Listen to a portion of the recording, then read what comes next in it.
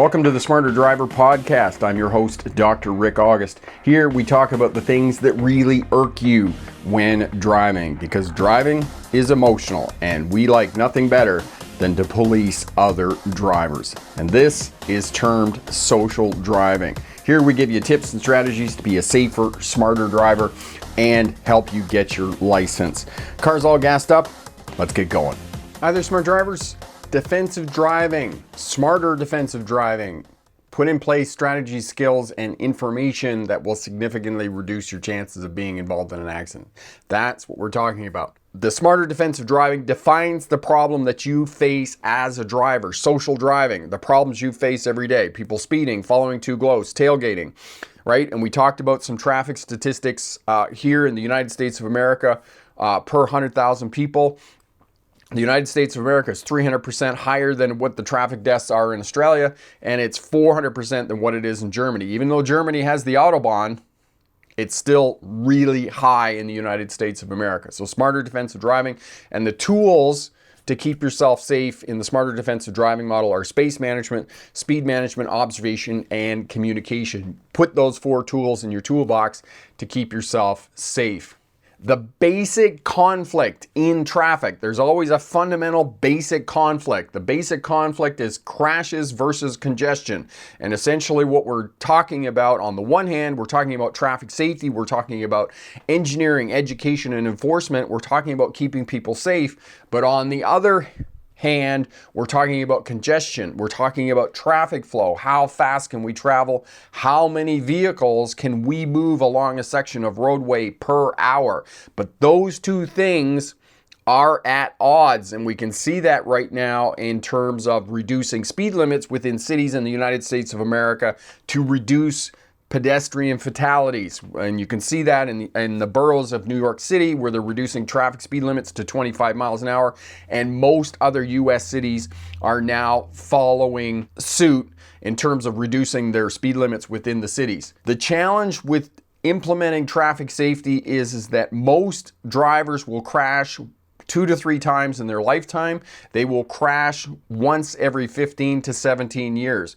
So they will go along for a long period of time doing what they have been doing, believing that what they're doing is safe because they're not crashing, but what they're doing may cause a crash in 12 years, 15 years, even 16 years, and there's a culmination of events that come together that cause the crash that they never thought about before because they've never taken any professional training or upgrading to their skills as a driver. What is defensive driving? Defensive driving is putting in place strategies and skills that will compensate for when you make mistakes and when other people make mistakes. Because when we're driving, we always make mistakes.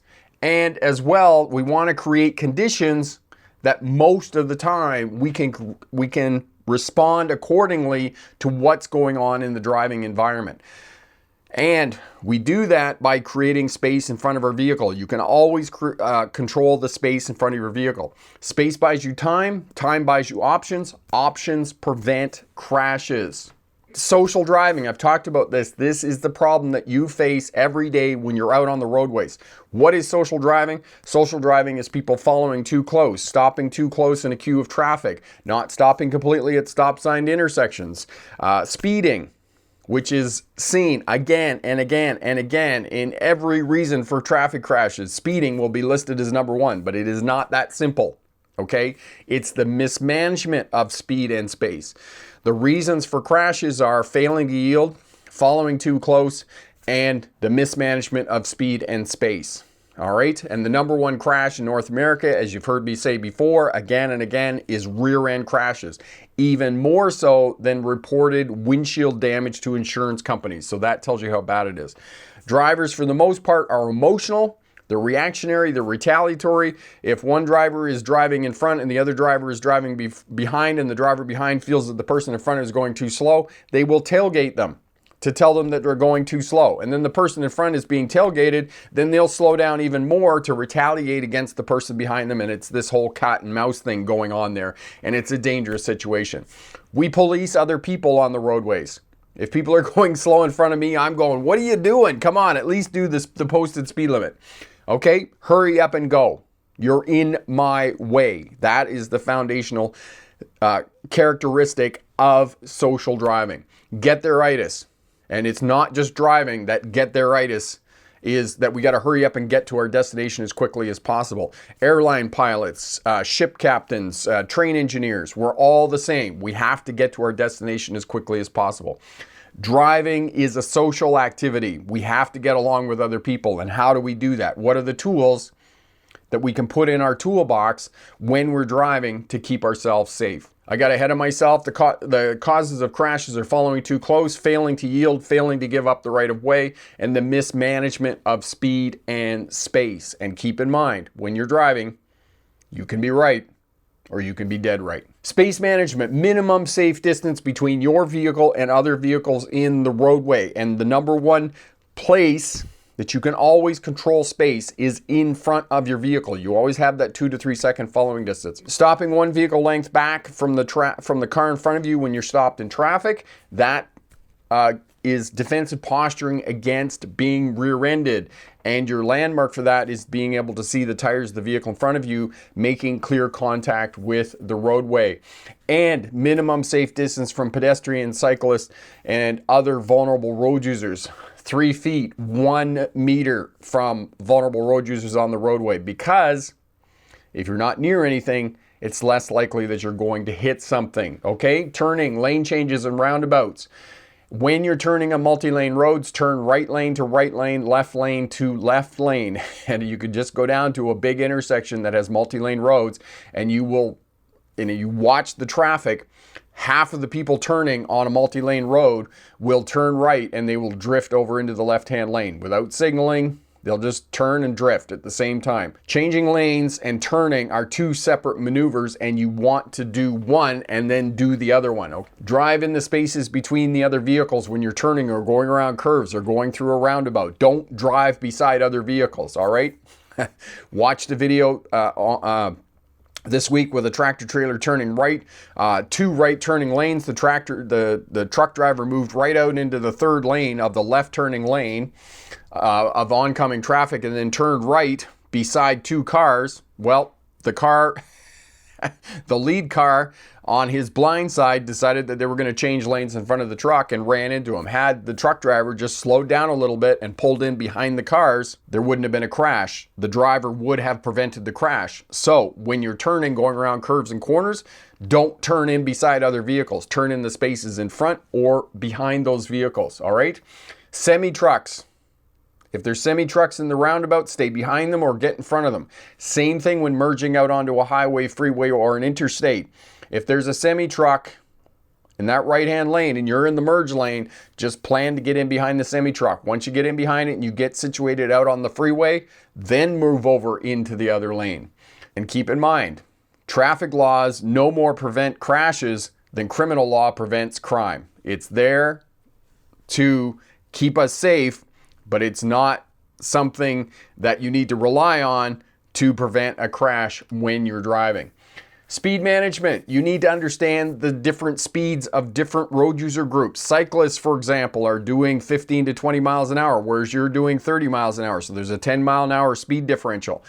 Pedestrians, 6 miles an hour. You're doing 30 miles an hour. Therefore, there's a 24 mile an hour speed differential. If you can understand the general speeds of different road user groups, this is going to help you out in terms of managing space in front and around your vehicle and keep yourself safe on the roadway.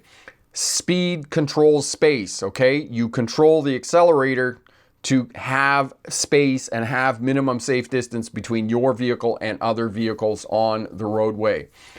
The throttle, the accelerator controls space around your vehicle, not the brake. If you're on the brake all the time, when you're driving straight forward to control space between your vehicle and the vehicle in front, you're too close. Increase your following distance.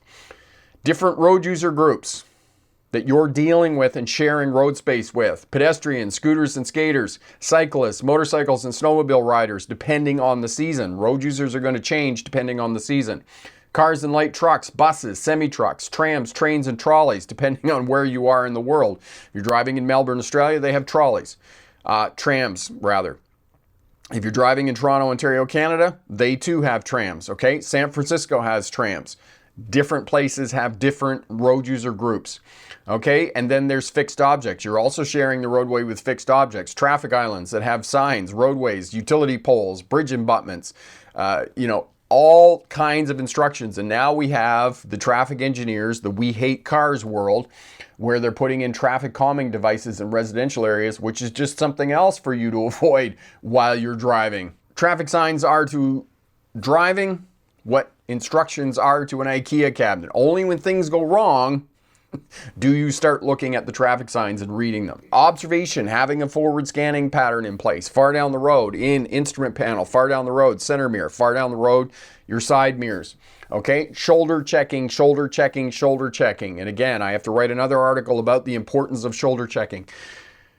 Blind areas around our cars and vehicles are not static. They don't stay the same, okay? They're changing depending on where our vehicle is pointed, what hazards and obstructions are along the roadway, and it is important, as Patty was saying, that you need to adjust your mirrors so that you're moving your head, you're looking and you're observing when you're driving to keep yourself safe. Reversing, use all your tools. How many people now, unfortunately, technology, backup cameras. People are backing up, they're looking in their backup camera. They're not observing, they're not checking the blind areas on both sides of their vehicles when they're reversing. Look for traffic signs. Traffic signs will give you information about where the road is going and where hazards and obstructions are. And the one sign that is the most prolific sign along our roadways is the hazard obstruction signs. And Corey will put up the video about that. Have a look at that for more information. Intersections, mapping intersections, tracking road users. Why? More than 40% of crashes happen at intersections, and it is the place where you are most likely to encounter vulnerable road users. So as you're approaching the intersection, what kind of intersection is it? Are there left turning lanes, right turning lanes? Where are the utility poles, the traffic signs? Where are the vulnerable road users, the cyclists, the pedestrians, and whatnot? Identify and locate intersections to keep yourself safe. MIT, not just a university in Boston, Massachusetts, okay? Mapping intersections, tracking road users. Driving environments. What are the different driving environments that you find yourself in, and what are the challenges you face in every one of these different driving environments? Residential, suburban, school areas, parks and green spaces, industrial, multi-lane cities, freeways, interstates, and motorways, different skill sets, different observation abilities that you need to have in place. Parking lots. The number of smart drivers that come back to me over the years and say, you don't need to signal in a parking lot. Actually, a parking lot is probably the place that you most need to signal. Because keep in mind, turn signals are not to tell other people that you're turning. Turn signals are to get the attention of other road users on the roadway so that they can help you out, because driving is a social activity. And you want to get the attention of other drivers so that they can take evasive action, because sometimes when we're driving, we make mistakes. 3 flashes on the signal, minimum, when you're changing directions of the vehicle. The first flash to get the attention of other drivers, the second flash for them to locate you, and the third flash for them to do something that helps you out. Either slow down, speed up, get out of your way, and whatnot.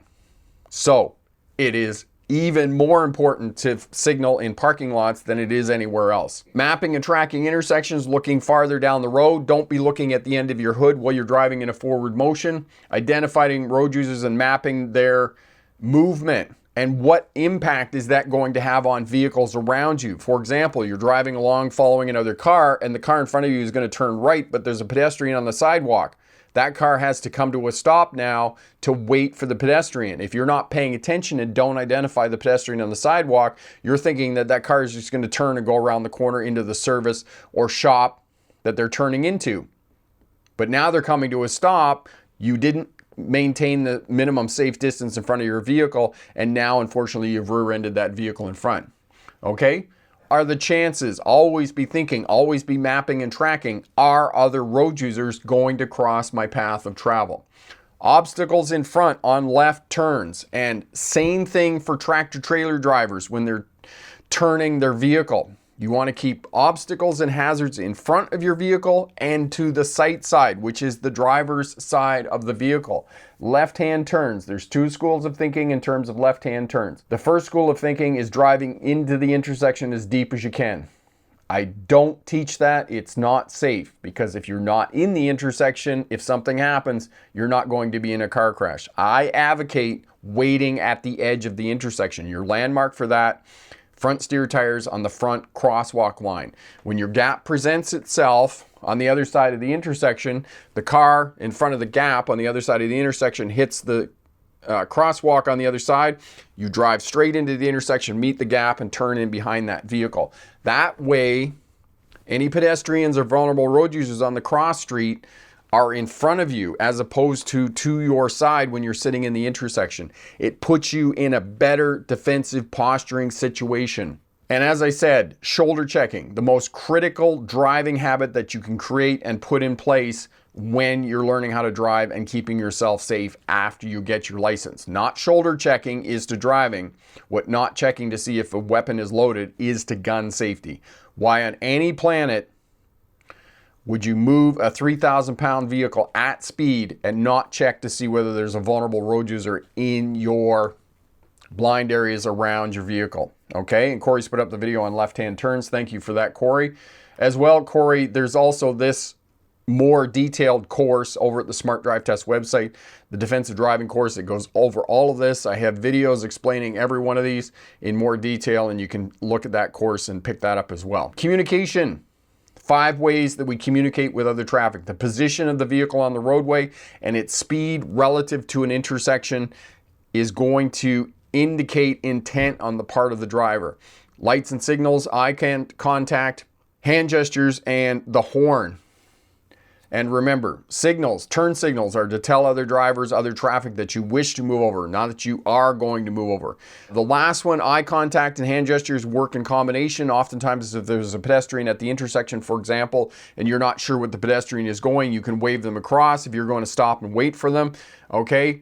And then the horn, use the horn sparingly as a form of communication, because in this day and age, in most places, the horn is seen as a sign of aggression. Proactive and predictable. As I said at the beginning of the presentation, drivers are emotional, they're retaliatory, and they're reactionary. The tailgating example that I gave you.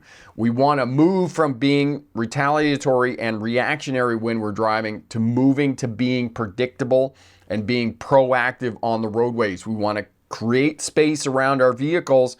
We want to read traffic patterns and understand the actions of individual road users so that we can respond accordingly and keep ourselves safe when we're driving.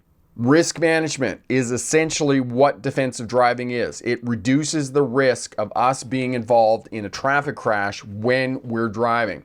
So it's not only preventing and avoiding problems, but it's also reducing the severity and the frequency in which we have traffic crashes. Proactive drivers manage the risks associated with driving, all the problems of social driving. The number one crash in North America is rear end crashes. And if you put in place space in front, you put in place stopping back, the habit, you put in that habit of always having a 2 to 3 second following distance, and you put in place the habit of always stopping back 1 vehicle length from the car in front of you when you're stopped in traffic, those are going to protect you. Those driving habits are going to protect you from being rear-ended by other traffic pattern. Of course, it's always about being vigilant. As one smart driver said here before, it's not about hit and quit it. You come up to the traffic light and you stop and you sit there and you're not doing anything. No, you are doing something. You're watching your center mirror, watching the traffic come up behind you.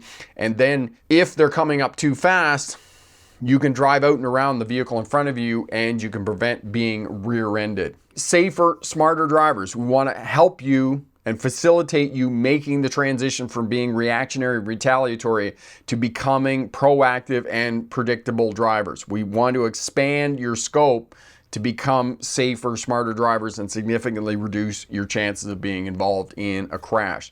So we talked about the problems of driving, social driving, people speeding, following too close, risky maneuvers, driving distracted, driving inebriated, driving drunk, driving without a license, driving without insurance, because if you don't have a license and you're driving without insurance.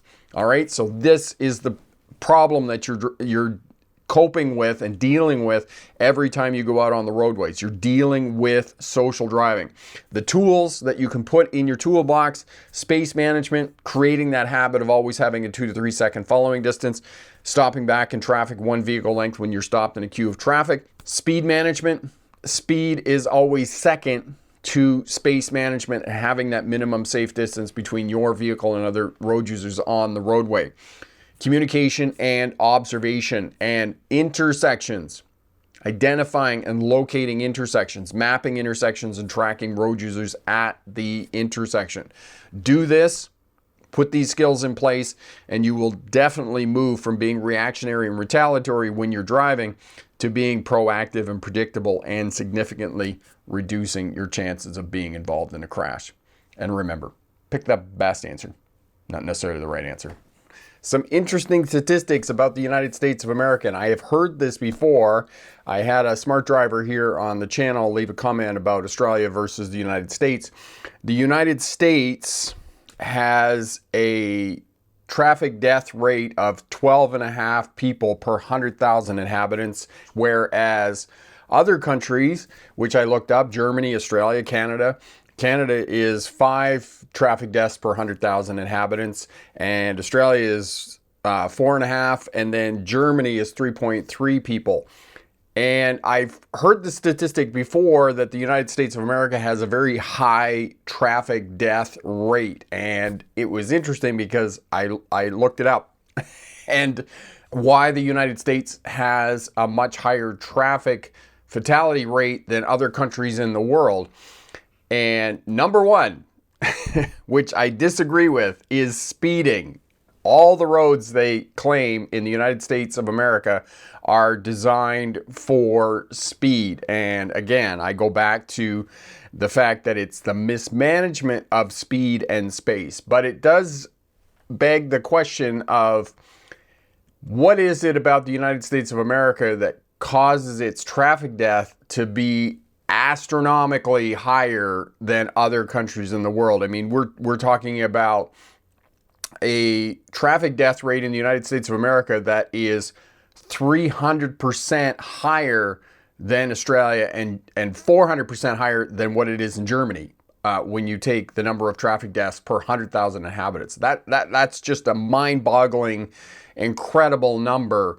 And one of the hypotheses was the United States of America is so reliant on the motor car that it does not have alternative forms of transportation. And I would argue that there is some validity to that in the fact that everybody, absolutely everybody in the United States of America drives.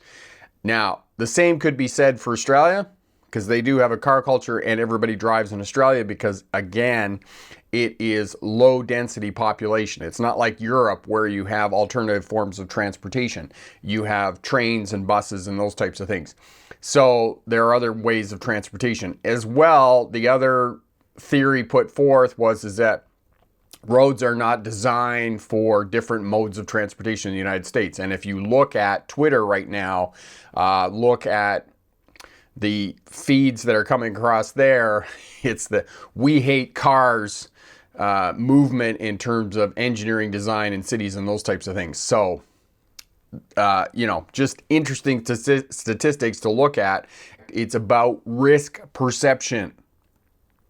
How do we perceive risk to ourselves? How do we manage risk? Because most of us have an optimism bias that when we get into a car, we don't think or don't believe that we're going to get into a car crash, because cars empower us, move us, allow us to get from point A to point B and do our tasks, run around and those types of things. In addition, as cars become more technologically advanced with backup cameras, proximity sensors, blind spot detectors, lane assist, adaptive cruise control, we become more and more relaxed in the vehicle. And of course, we have the reduction of road noise in the vehicle. So they become our second most personal space next to our house. We feel comfortable when we get in our car, and we are not thinking about that when we're driving. And the other interesting statistic about the United States of America, somebody posted this morning because I was talking about risk perception and talking about people are more afraid of driving in snow and ice, or rather driving on snow and ice, than they are of driving in tornadoes, hurricanes, or driving in forest fires, because there was a post on LinkedIn of a truck driver driving through forest fires in Texas. And I said, people are more afraid of driving on snow and ice than they are driving in hurricanes and tornadoes and forest fires, hurricanes, and tornadoes. And somebody said to me, well, there are people who drive in snow all the time, and it's perilous, and it's dangerous, and you're going to die and crash into the ditch and those types of things. If you're driving in Florida or you live in Florida, you're more likely to drive in a hurricane or be confronted by a hurricane as opposed to driving in snow and ice. Same thing with living in North Texas or living in Oklahoma. There's more chance of you being driving in a tornado or high winds because you're in Tornado Alley as opposed to driving on snow and ice. If you live here where I live in the interior of British Columbia, it's more likely that you're going to be driving in the smokes of forest fires or forest fires on roads in the summertime than you are in snow and ice, especially if you're down in the valleys here in the mountains, because we don't get very much snow here. Minimal snow in the wintertime. So it depends on where you live as to the driving conditions that you might encounter. It was, again, the comment on LinkedIn about risk perception and people talking about ice and snow and people thinking that driving on ice and snow is perilous. Again, looking at the United States of America, if you look at the states in the U.S. that have the highest crash rates in the United States, Mississippi, North Carolina, New Mexico, those are the states that have the highest number of crash rates. The rates, the states in the U.S. that have the lowest crash rates, Wisconsin, Vermont, and I want to say Minnesota, but it's not Minnesota. But anyway, it's what I talked about before about people getting upset and excited about driving on snow and ice in the wintertime, and the misperception that they're going to die in the wintertime on snow and ice, when the reality is you're going to die on clear roads in the summertime in good weather. That's when most of the traffic crashes happen. It's not in perilous conditions. It's not in inclement weather. It's not when roads are, when visibility is bad. Many fatal traffic crashes do happen at night though, but in the summertime, not in the wintertime, all right? So the 3 states in the U.S., New Mexico, North Carolina, Mississippi, have the highest crash rates in that country. The states with the winter have the lowest crash rates. So it's exactly what I've been saying about the realities of traffic crashes there. Thanks for listening to the Smarter Driver Podcast. I'm your host, Dr. Rick August. If there's something you'd like us to talk about or something that really irks you about driving and the things that other drivers do, leave us a comment. Hit that like and subscribe button, and be sure to check out the Smarter Driver course package if you want skills and abilities to become a safer, smarter driver and significantly reduce your chances of being involved in a crash. Thanks again, all the best, and remember, pick the best answer, not necessarily the right answer. Have a great day.